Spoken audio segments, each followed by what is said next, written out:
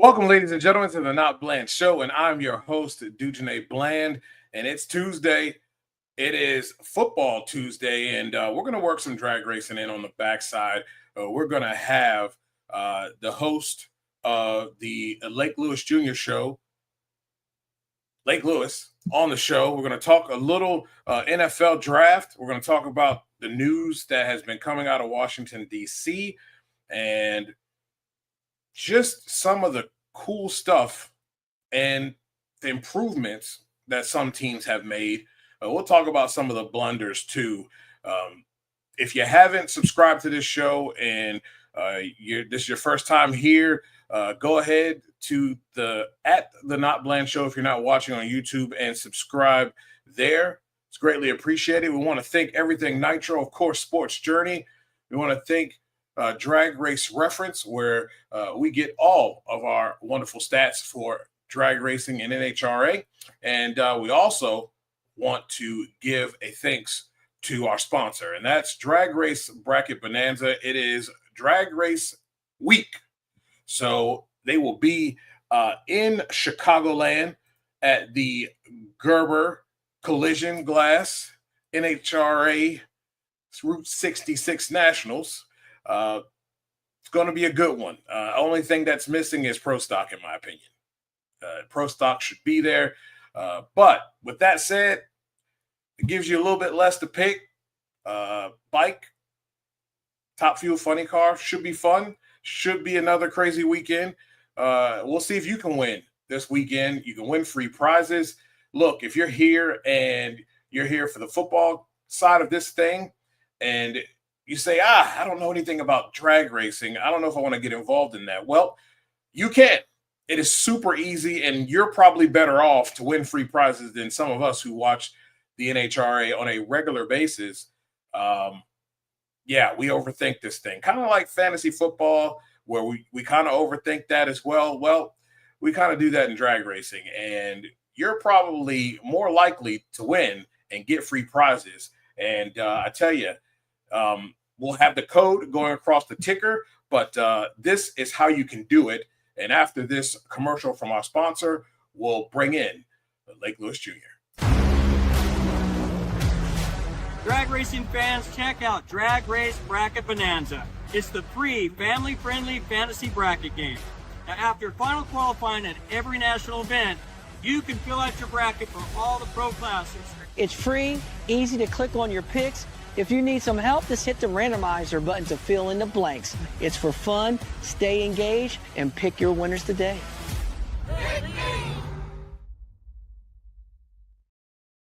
So yeah, go there, get yourself signed up for this weekend, and see if you can win some free prizes. Now we bring on our NFL insider and the Commanders insider, Lake Lewis Jr. What's going on, baby? How's it going? What's going on with you? Man, we are working hard here and getting ready for the NFL season, getting ready for another week in NHRA season, and getting ready to put up some really good content on sportsjourney.com. So a lot of work going on here, brother. How about yourself? Man, you've been busy with the Commanders and a lot of great news coming out. I'll start here with this here. The NFL draft in 2027 will be in Washington, D.C. How huge is this? I mean, it's incredibly huge. You know, it's huge for a lot of reasons. This goes to show you that the league knows that Washington is a destination now, and they're showing them love, man. You know, these are things years past it would have never happened. They wouldn't be talking about that. So again, I think it's pretty awesome. You know, at the end of the day, that they're bringing that to DC. It's going to be great for the economy, and it's also a way for them to tease, you know, the stadium that's going to be probably at that point already started to be built. Let's say in 2-3 more years, you know, you'll be able to get this full backdrop. Yeah, I'm really excited about it. And that might be one that Sports Journey needs to be present for. Of course. That's going to be a blast. That's going to be a blast. All day. Now we go from there to the stadium. This is big news for Washington, D.C. A lot of talk has been about going back to the district. We know the back and forth between past ownership and, mayor and council there in Washington, D.C. But, this regime just continues to wow and please and do all the right things for this city. And Washington will be back in the city on the hallowed grounds of RFK. Mm-hmm. It's going to be a lot of shopping, a lot of jobs for people. It's going to be a complex, not just for football, but for many things. Man, fans have to be excited about their ownership, and they have to be excited about what's coming up here in about 5 years.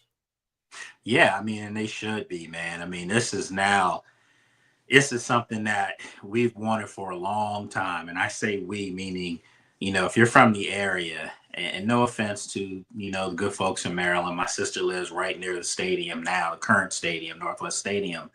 But she and I, we're from DC, we're from Northeast DC. And, it was nothing like driving past RFK when you were younger. You looked at it in awe. You looked at it like, this is where it goes down. Yeah. That's what you were thinking. This is where them beatings happen, Yeah. Fort Tab moved back out to Maryland, and that stadium was rushed to get up, and it just was never the place. It just never was. And it was a monster stadium on top of that, so that it gave opposing teams fans comfort to come in there and try to take it over. The product on the field had never been consistently good. You might have a winning season here or there, a playoff appearance here or there, but nothing that you ever felt like it was sustainable. You always held your breath. Right. Now, this thing's sustainable, and you really truly feel that way because the way it's being ran, the product you saw on the field, the professionalism, the talent evaluation of the players. So now for it to be back in DC and potentially, I keep using that word until it's up. It's still potentially. It's going to be a big deal, man. It really is. Yeah, I think this is great for that land. We've seen throughout the city with the Nets, and you have Audi Stadium there. There's been a lot of growth downtown in a positive way. And I think this part of town really needs that upgrade and to really breathe some life into an area that can be, very beautiful and place for a destination for not just for locals, but for those who come to visit in Washington, D.C. I'm really excited. And, as it's been said by a few, RFK wasn't like a shining diamond. We all know that it was rough, you know what I mean? But it was your hole in the wall, but it was our hole in the wall. And that stadium rocked. A lot of great moments. DJ, I don't think anybody ever thought of RFK as a dump when it was up. Yeah, true. Because you got so familiar with the winning that took place in it. Right. It was kind of like the old Yankee Stadium. I know, they have a newer Yankee Stadium, but the original Yankee Stadium was dilapidated. But you know what? They were beating people in there. No one cared as long as they were seeing World Series championships. And that's how it was, at RFK, when you started to see those runs in the 70s where they were playoff and Super Bowl caliber teams, and they went to one in the 70s. Probably should have gone maybe two more in the 70s. But then, of course, when the 80s came around with Joe Gibbs and obviously into the early 90s, it was Super Bowl or bust. And so I don't think people cared about how bad the stadium was. No one thought, they were playing with their life on bleachers that were moving. Yeah, that's true. You wanted to be on there. You wanted to feel like this thing might collapse today. Yeah. That's the way it was, man. So again, on my pod the other day, one of our guests on there, Fan Day, made a really good point. He said he'd like to see in the new stadium them try to find a way to engineer a section of the stadium of the lower level that actually shakes, where the Right. shake. He said to kind of bring back that nostalgia. That might be pretty cool if they could do that. That would be cool. I would like to see that, and I think that would add a touch of what used to be to it. Washington, with very little picks that they had, they only had 5, but I know some have graded, C for first round or whatever. Overall has been a B. They really hit on all the things that they needed.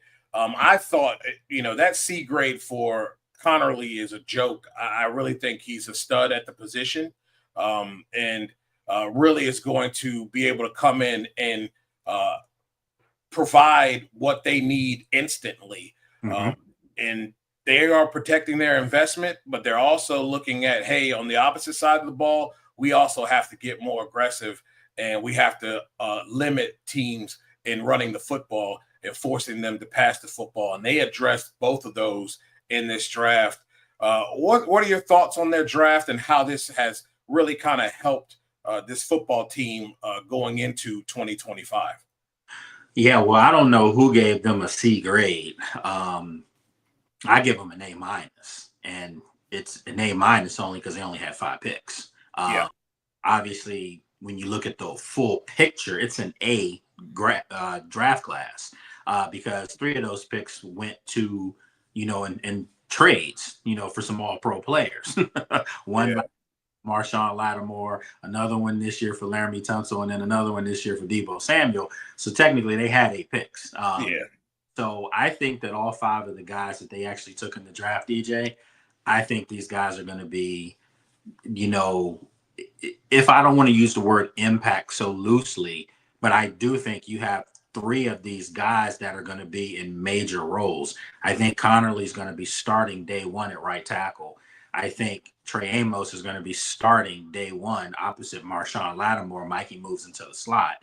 And then I also think that Jalen Lane has a chance to be the 3rd receiver on the roster. I know Luke Caffrey's going to be there.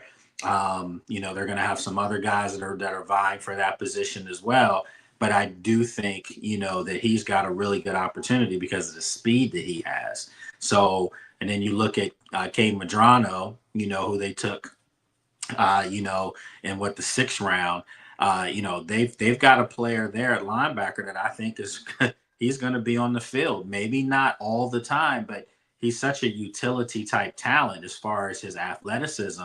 They're going to find ways to get him on there in blitz packages or something like that. And he's definitely going to be a special teams contributor. And then, of course, the final pick, Ja'Cory, Krosky Merritt. Listen, if he has a strong camp, one thing I know about this coaching staff, they're going to put the best person back there. They don't care how many years of service you have or who you are. If he outplays that running back room, which I don't think is far-fetched to think that he could. I don't either. He might be a starter. I'm just saying. And I think that could benefit B-Rob, honestly. And that's nothing against B-Rob, but I do think that can benefit him if that's the case. The kid had a heck of an East-West Shrine Bowl. He has all the intangibles. If he can come in and really go to work, I agree with you. I do believe he is a starter with his football team. Yeah, I people keep asking me like, who is he? Like, who does he compare to? And I'm like, he has a unique running style. He has a quick burst. He kind of reminds me of Mostert, who's in Miami, So I could see that, Yeah, I could see that too. Looking around this division, I feel like, starting with the Eagles, I do feel like, although I think they made some good picks in the draft, I think people are underestimating the people that walked out of the building on defense. And as far as offensive coordinator and Kellen Moore as well, because I thought because he had a running back and because he had a good offensive line and a competent quarterback, he was able to do an excellent job with the Eagles. And I think that combination of the defensive players that left the building and Kellen Moore on offense, I think people are really underestimating that. And I think they're going to feel the effects of that regardless of the talent. That's a great point, DJ. I mean, people just naturally assume that, because they won the Super Bowl, they're going to go back again. And obviously they have the talent and the makeup and everything in the building to do so. But you're right. Milton Williams is a big loss for them. Josh Sweat is a loss for them. No matter how you cut it, those are losses. I understand.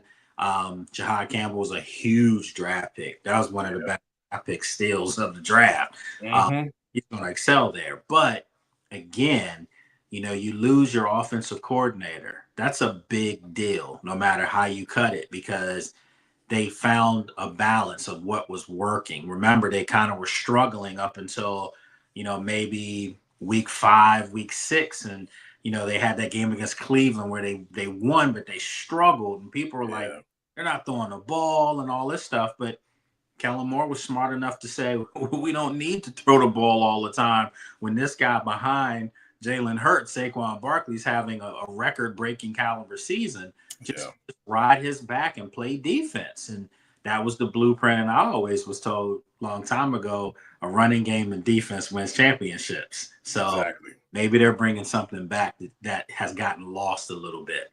Yeah, I agree.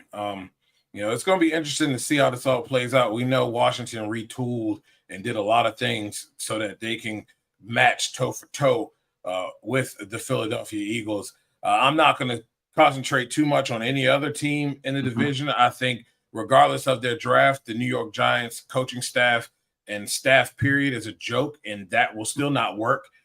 You got a guy who is basically it's just factual.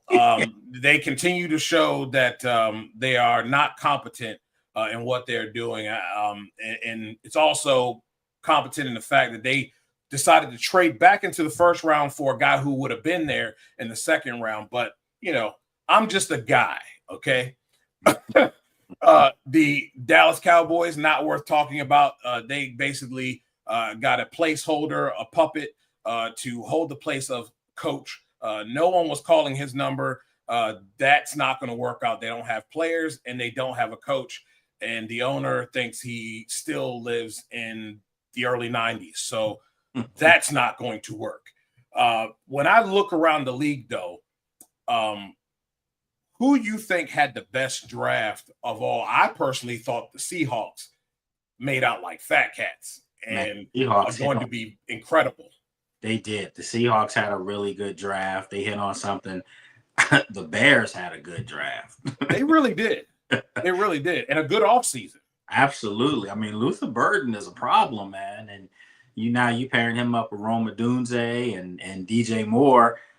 Caleb's got some weapons. And then they drafted a tight end as well, to go with Cole Kmet. So they're trying. And then remember what they did in the offseason. They pretty much, their free agency was all geared towards their offensive line. Right. So I think the Bears had a really strong draft. The Seahawks had a strong draft. I kind of like some of the stuff that the Chargers were doing as well. I think Harbaugh did it. I think obviously Washington had a really nice draft. And I think Baltimore, ironically, the Ravens always have that. They do. They do. I mean, the brain trust in there and just the knowledge that has been passed down from Ozzie Newsome, it's really cemented into that organization. And you see it permeate as they make picks year after year to keep that program sustainable. Yeah, DeCosta definitely and company, they know what they're doing. And, not to stray, but when they drafted a kicker in the 6th round, I knew it might be curtains. Yep. I had that feeling too. I think the writing was on the wall. They can say what they want. Look, they don't have to justify it. His numbers don't lie last year. And allegations make a difference for sure, I believe. But I thought that was pretty much curtains for them. Once he was drafted. I mean, you know what though? Let's just call it what it is. They let that man go because of what's going on. Because his off season last year, meaning a bad season for Justin Tucker, was still better than most kickers. When you look at his numbers last year, they weren't horrible. A lot of teams will take that kind of production. But for him, a career 89% kicker, that's unheard of. 89%. You clearly knew that they don't want that distraction. And teams, and rightfully so, teams don't want to have to deal with negative publicity, and it's their prerogative. I don't want it in my house. You don't want it in yours. So that's what when they're cleaning house of anything that's going to bring down their season before it even starts. Yeah, you don't want that distraction at all. And thanks, Steve, for tuning in and checking us out. Appreciate that. Hope you subscribe to the show as well. I'm going to go to the NFC South real quick before we let you get out of here. And, I don't agree with the Saints picking Tyler Shuck. I think that is a draft pick of Daniel Jones 2.0. They basically drafted another Spencer Rattler, in my opinion. Especially when Shedeur Sanders was on the board. I'm not saying that he's the best quarterback in the draft. I'm not saying he's the second best quarterback in the draft. But the tape doesn't lie. The man's was running around with reckless abandon, trying to not be hit because his offensive line was trash and his numbers were excellent. So I don't understand why we're treating Shedeur differently. And I do, of course, and I'm being sarcastic here. I'm just about to say, of course you do. It's disrespectful. First of all, I will tell you, I like Shuck a lot. And when I was in Indianapolis at the Combine, to me, he was one of the better quarterbacks that was there as far as the ones who threw. Remember, Shedeur, Cam Ward didn't throw. Yeah. He was better than Jackson Dart. He was better than Quinn Ewers. I mean, at least the day he threw with them, he formed them. Shuck, I'm talking about. So I don't have a problem with the pick. I actually think that they can think out the box and take a guy like that. But for the Giants to take Jackson Dart tells me they're not thinking out the box. They're doing same old dumb Giant stuff. Okay. Yep. I gotta be careful what I say here now, but yeah, that's bad. Okay. It is. But the whole Shedeur thing, there's no question Shedeur was the second best quarterback in the draft. And for him to fall to the fifth round, we all know what this is, man. And, and it's a shame. And, the irony is he's going to end up being the starting quarterback sooner or later in Cleveland. But in Cleveland's defense, it could work out brilliantly for them because they could still have the guy that they could have taken all the way up at number 2, but now they get him in the 5th. So because of the money, paying him a lot. Yeah.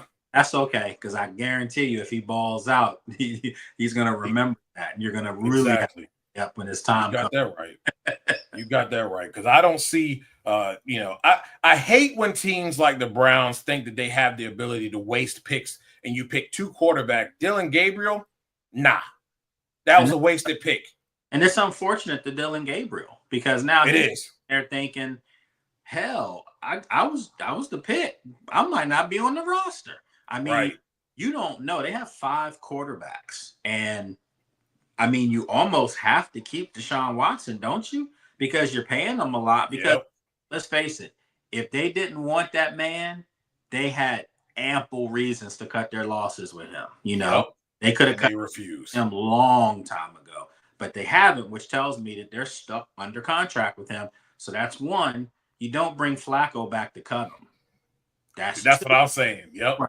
2. So are you going to keep 4 quarterbacks on your roster? That's unheard of nowadays. It is. That's a wasted pick, just like you said. So unless they're hoping Gabriel shines or maybe even Shedeur shines and they can trade one of those guys, well, we already saw it won't be Shedeur getting traded. No. The league has already spoken on that. So Gabriel's going to have to play to get a look at another team, and that's unfortunate to him. That wasn't justice served for him either. No, not at all. I think Shedeur eventually wins this thing. I think if Joe Flacco can look like the Joe Flacco that took them to the playoffs, he will probably start initially, but eventually Shedeur gets in there. But I'm going to tell you personally, I think Shedeur wins this job. Oh, no, I think he's going to be the starting quarterback. Yeah. Joe didn't look that good in Indy. No, and the thing is that Joe Flacco, when he got hot in Cleveland that 2 years ago, You know, he came off the street, and people said, "What are you talking about?" Like there was tape on him. Well, not in that system. Free flowing, no pressure. He was getting money off the street, so he was chilling. I'm playing football. I'm getting a check. So he was playing with no pressure.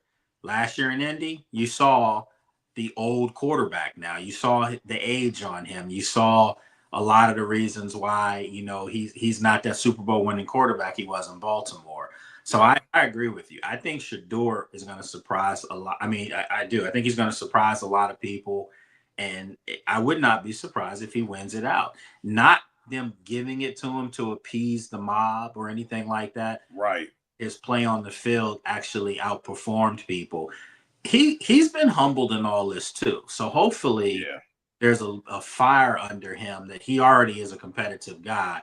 But I would, if it were me, I'd take this dislike I have for people who did this to me and I'd shove it right back in their face. Yep. Hopefully that's what he does. I hope so too.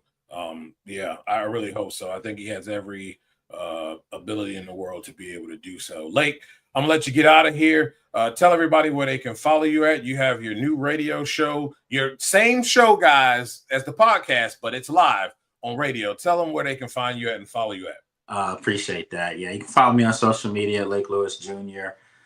You can subscribe to the podcast, Lake Lewis Jr. Show, on all the major podcast carriers. You can watch it on YouTube as well. And then if you're in the Washington, D.C., Baltimore area, you can listen to it on Radio 1's channel, WOL.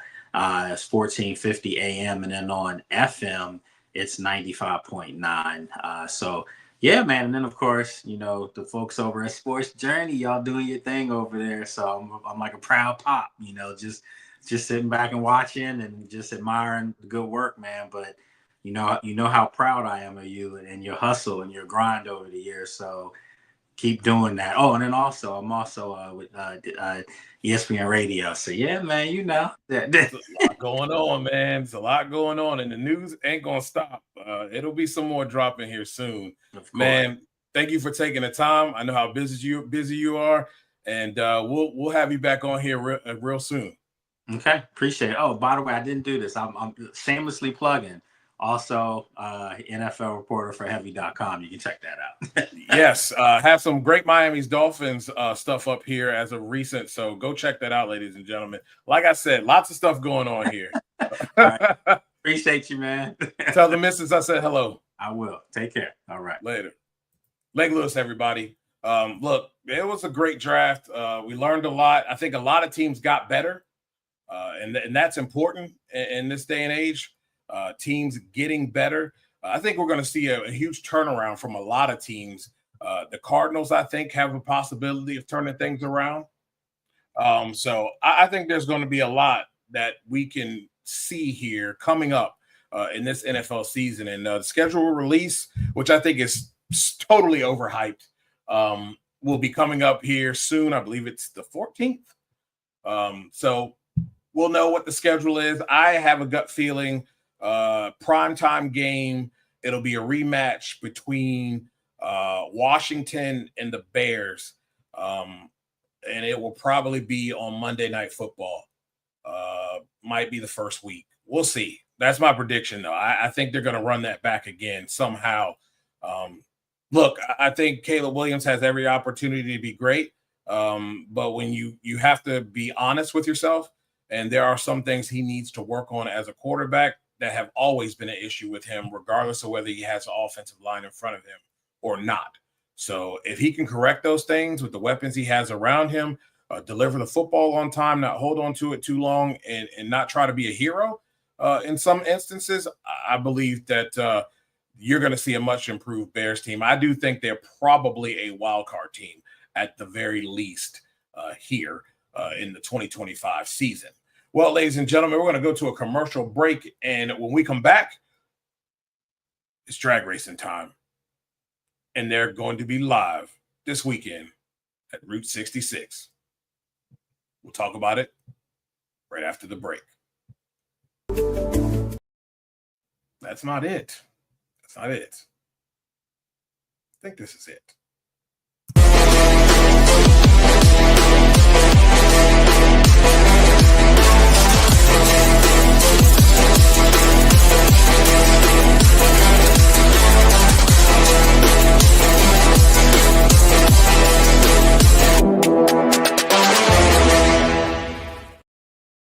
Yes, sir. Talking Funny Cars with Buddy Hall will be back here real soon.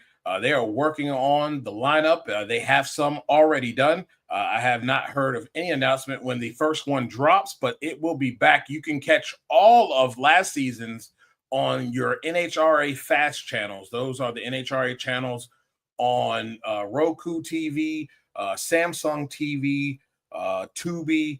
All those free channels, you can watch all of those right there on those channels. Well, we are talking about the Gerber Collision and Glass NHRA Route 66 Nationals presented by Peak. Coming up here this weekend, I think the biggest travesty this weekend is the fact that Pro Stock is not in the building. I do think they need to switch around a race or just add another one to their season and get them there. This is a track that has a lot of history. To be back here, again, and have this ability to have this race here is super important. And I think that the door slammers have to be there. With that said, we will have some type of door car there, and that will be Pro Mod. There are 17 of those, so that should be fun, and I'm sure they'll get some airtime on Fox as well.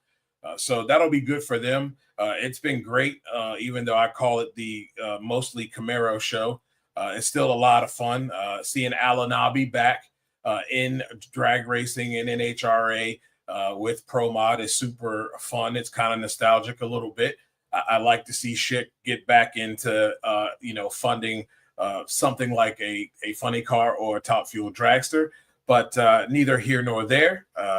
Pro Mod is cool, and they have always been in that realm of a Pro Mod for a while. So looking forward to that. Your Nitro fills are full.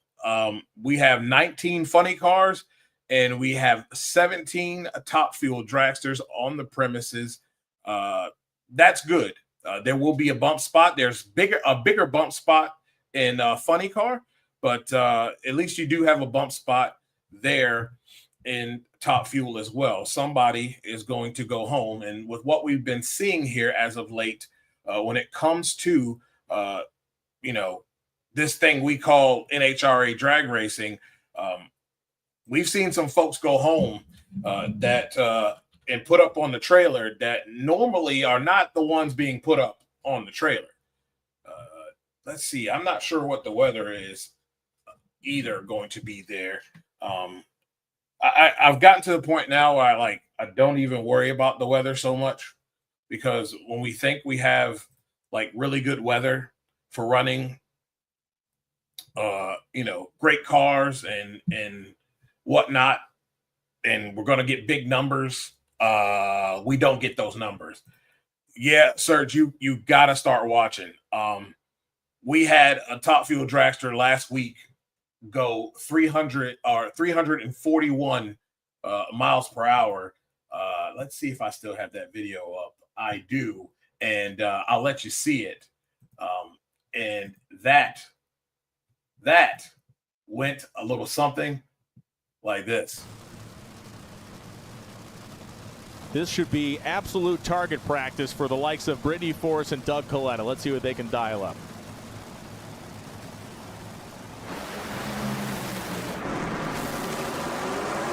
Wow, look at this. Doug Coletta goes 364.6 at 333 miles an hour. Brittany Force chased him across the finish line at 366.7, a 301 mile an hour shot to the 8th mile. Look at the top speed. This is officially the fastest speed that we've seen in a 341.59 mile an hour speed.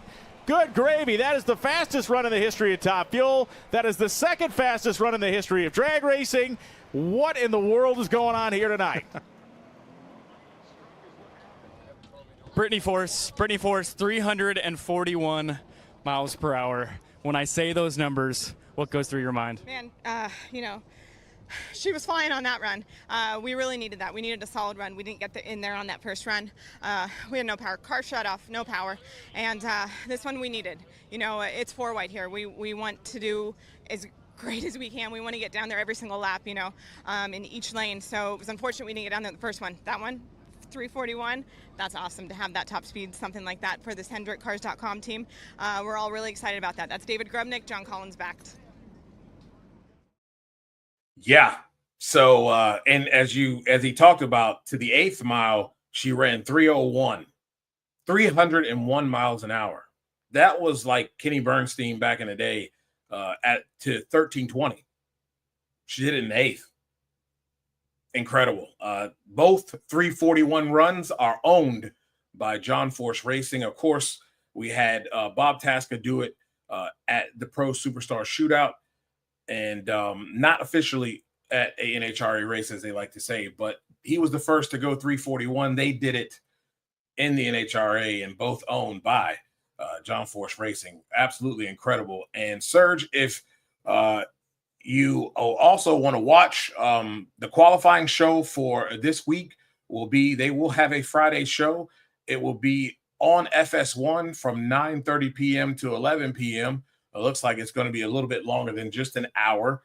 So they will have that there. Sometimes they show at least 45 minutes to an hour sometimes on YouTube. They give you a little preview.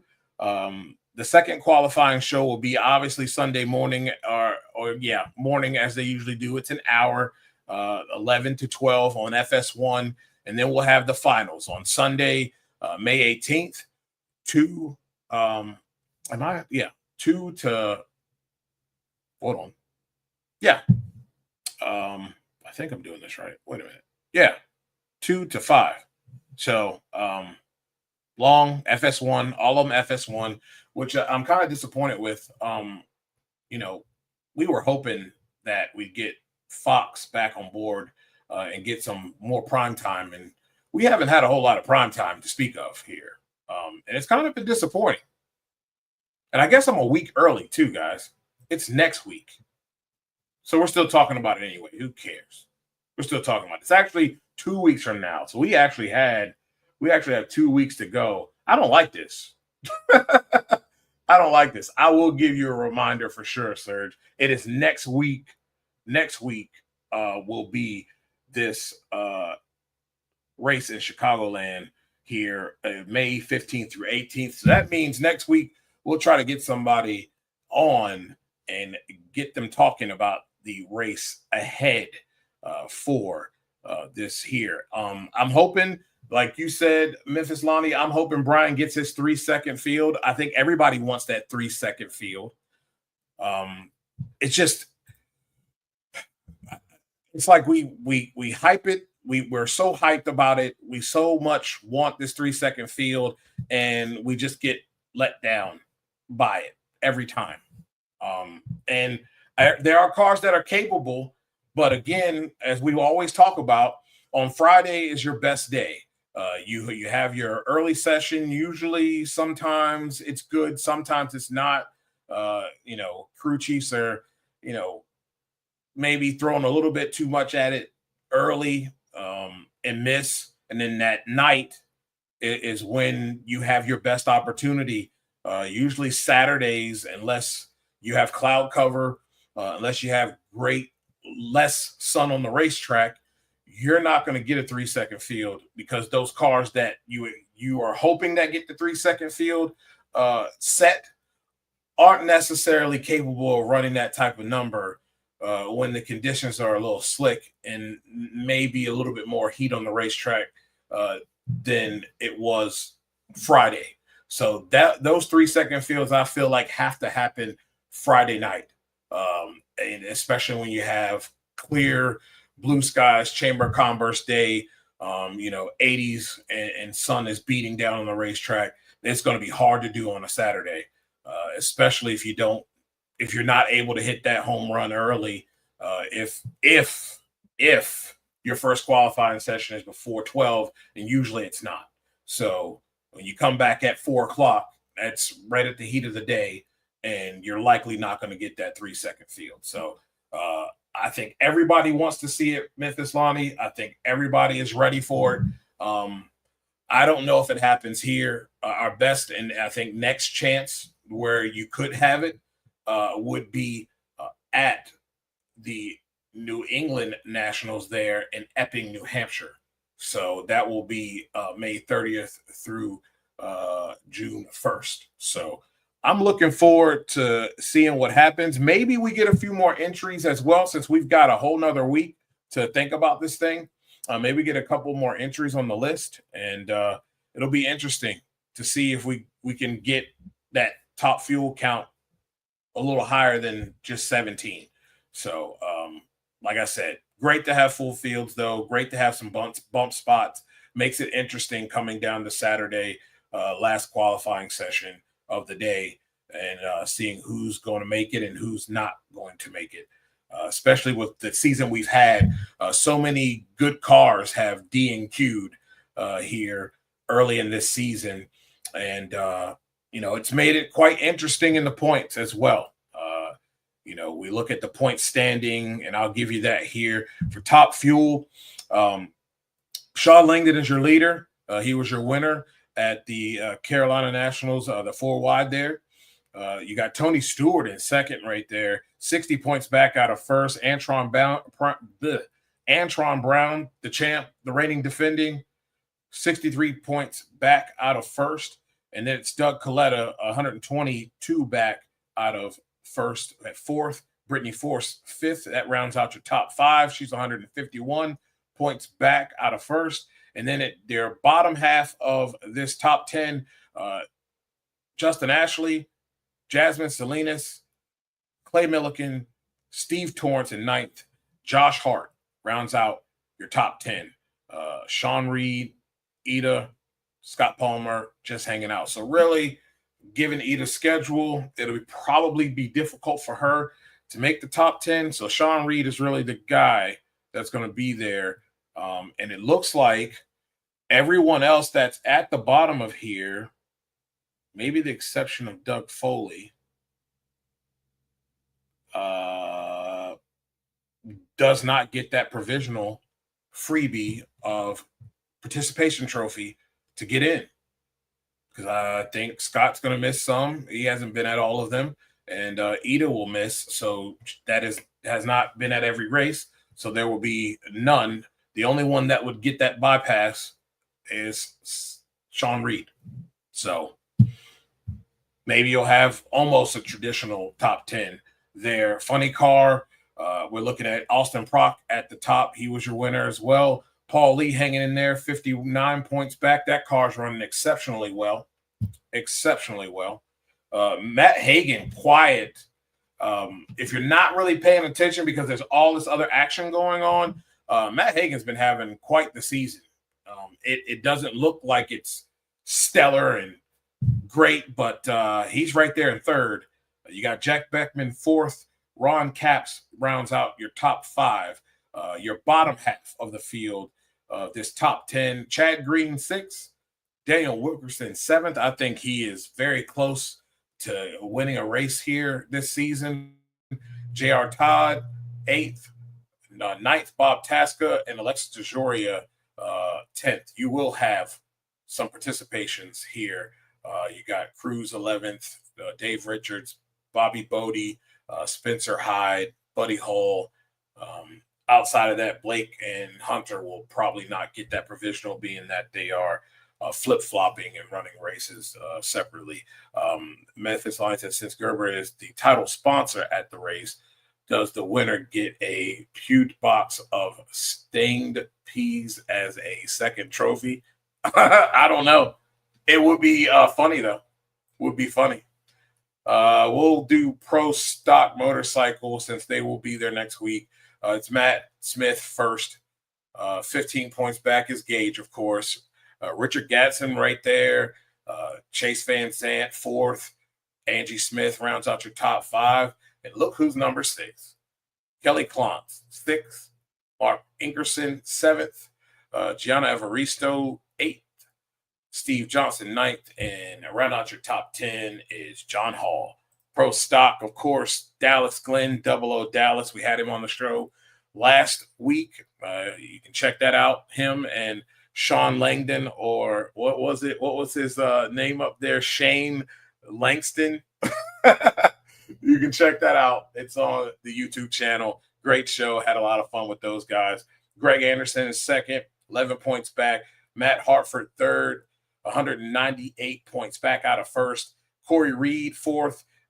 Eric Latino fifth. Your bottom half of this is Derek Kramer sixth. Mason McGahey seventh. Jake Coughlin Jr. eighth. Aaron Stanfield ninth. And Matt Latino rounds out your top 10. Pretty cool to see Matt Latino in the top 10. All those cars are running pretty well. Jeg is limping along there, kind of carrying the torch for Elite. I expect them to be better here, and it will be probably about 4 weeks for them when they come back. I believe that will be in Epping. So I'm looking forward to that.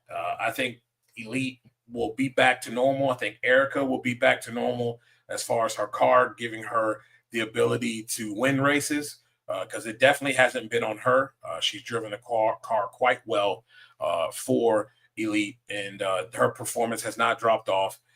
They're dealing with some gremlins, and it seems like there are a lot of Elite cars that are dealing with some gremlins, and they're going to have some time to work it out. Sure, they're going to have some testing while they have some downtime before the next race, and they will be ready come Epping to lay the smacketh down on the competition. Speaking of smacketh down on competitions, I believe this week we will have Backlash. Backlash is this weekend? I believe it is. Let me look it up. I think it is. I have so much going on in my head sometimes. I can't keep all this stuff straight. Yes. Let's see here. It is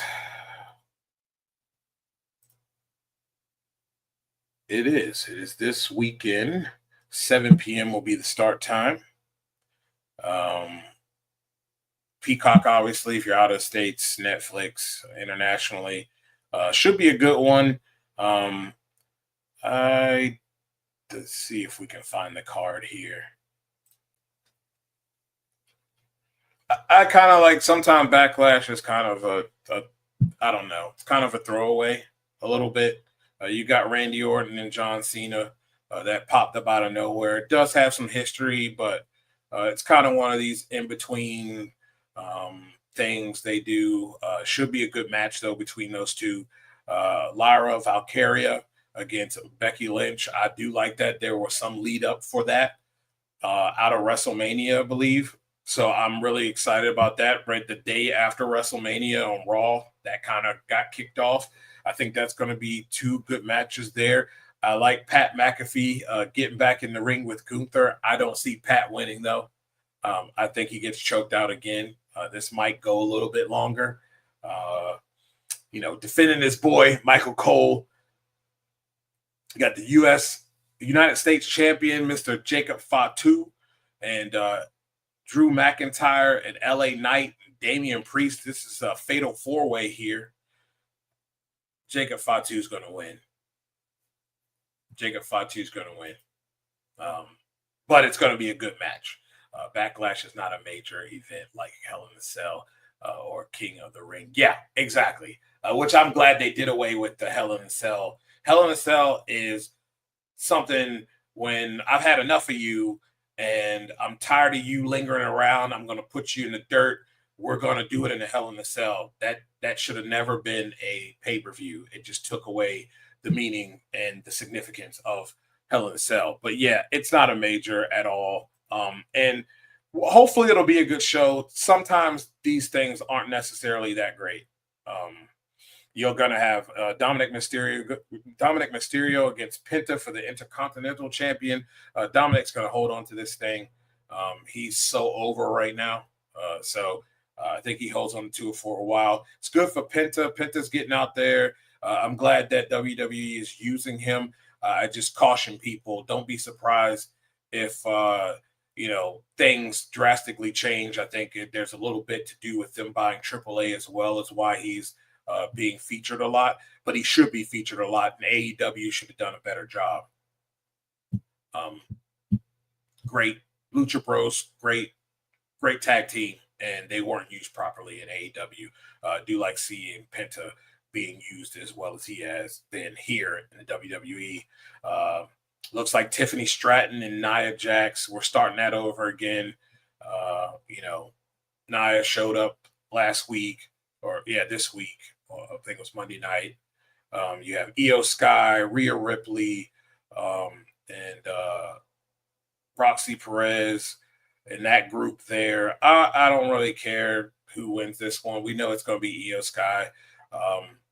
I thought she showed out. I'm not a huge fan of Io Sky, but I thought she showed out at WrestleMania. Those girls put on one hell of a match there in WrestleMania, and it should be decent. That's your card for the Backlash. Like I said, some good matches that have the potential. I think your best match or your best matches are going to be the Jacob Fatu, the Fatal 4-Way there. You're going to have, I think, John Cena and Randy Orton is going to be a good one. And I do think Becky Lynch and Lyra Valkyria are going to be a good match. I'm not really all that. Dominic Mysterio and those two are going to, I think it should be good. I think the only one I don't like the ones I don't like are the Io Ripley and group Fatal 4-Way there. And that's not even for the championship, I don't think. Yeah. These are tag team. This is tag team. So there's not even a championship. So I don't get this at all. So I don't care for that one. I don't really care to see Tiffany Stratton and Nia again. Yeah. She came back and we're already putting her in a title thing here. So whatever. They sure took Jey Uso belt off him quickly for the new Seth Rollins team. Did he lose the belt? I did not. I fell asleep, was unable to watch. So Jey Uso lost the belt last night. Is that what you're saying? I did not get a chance to finish Raw last night. It's late, and boy, got to go to sleep because got to go to work. Got to go to work, man. I thought he kept it though, because I saw a clip where he's kind of shaking hands and going down and high-fiving people, and then Logan Paul throws he's got that iron hand, that big right hand, and knocked him out there at the end. He comes out of the crowd and knocks him out. Because I thought CM Punk came out there also. I'm gonna look that up. I was not sure that if he won it or lost it or what, but if he did, I'm not okay with that at all. That is a Kofi Kingston, if I ever seen it, and it happened quicker than it should have. I don't like that at all. I think Jay is capable of carrying a title. I get what they're trying to do there with this new faction, but they should have let this build up a little bit more before they took the title off of him like that, if that is the case. Not a fan of that at all. Yeah. And I get it. Yeah. They are going to push this new group. I get that. I think it's genius, this new group. I just don't think titles needed to be moved right away. You're still establishing this group. And maybe this sets up for something later. I'm not 100% sure. But like I said, I don't like it. Think it's cheap and disrespectful. And I don't care for that at all. So, yeah. It's one of those things, man. It's just, it's what happens here sometimes in WWE. And that's some things I just don't understand. Then don't give him the title. You know what I mean? It's just, you kill a man's momentum if that's the case. But I'll check it out, see what happened there, and how this whole thing went down. And maybe there's something to that whole thing that'll work its way out. In addition to Seth's group is Austin Theory. Look, Austin needs something because I feel like they've buried this guy. And really, Austin Theory should have been your next John Cena without shoving him down your throat. Like, he had that ability. I thought he should not have been heel. He should have turned face a long, long time ago, and they should have pushed him like a John Cena. He has that capability. He has the mic work. He can engage the crowd easily. Dude's built and can wrestle very well. And I felt like they buried this man for a while now. And losing the other night the way he did is just, it's like, man, you just don't care about this guy now. He said Austin's a forgettable man. I'm also shocked at Braun Strowman's release. I'm not, though. This is kind of one of these things that WWE does, and I'm not shocked that they released him at all. Only thing that is shocking, though, Memphis, is that he was involved in a pretty decent story, and they just decided, nah. I find several of their releases suspect, but you're making record profits, and you're always talking about record gate and this and that and the fifth and the third, and y'all know my theory on that. Record gate, and you're paying 3 times as much as we used to for WrestleMania tickets, and some of these show tickets now are 3 times as much as what they were. So of course your gate is going to be record. Given the venue, given the money, yeah, of course it's going to be record. We were talking almost Super Bowl ticket prices for WrestleMania now. So, let's not brag about something that when you just do the simple math, yeah, it's going to be bigger than anything you've ever done because they're paying more. But, that's neither here nor there. Well, ladies and gentlemen, it's been a great show. Had a good time talking with Lake, going over some cool points about the draft. We talked a little bit about the NHRA coming up. And like I said, man, you guys go to dragracebracketbonanza.com. Sign up. You can join the NotBland Show League. It's not too late. And at the very least, race by race, you can win some free prizes. You're going to have some races coming up here. I'm sure Summit's going to be back on. I'm sure you're going to have some peak packages and other sponsors that they have lined up. So get involved. It is a lot of fun. It's no different than your NCAA bracket, just dealing with race cars. And those of you who don't watch regular, you probably have a better chance winning because people like us, we overthink this thing way too much. Yeah, exactly. It's a lot of money. Well, for Sports Journey, for everything Nitro and Drag Race reference, we thank you so much for taking the time to watch the show. Looking forward to next Tuesday. We'll shoot that guest out there as soon as we land it. And man, Drag Race Bracket Bonanza, thank you so much for sponsoring us. It's been a pleasure. Those of you who are new that tuned in, thank you so much for checking us out. Hope you stay on board. And man, you guys have a great week.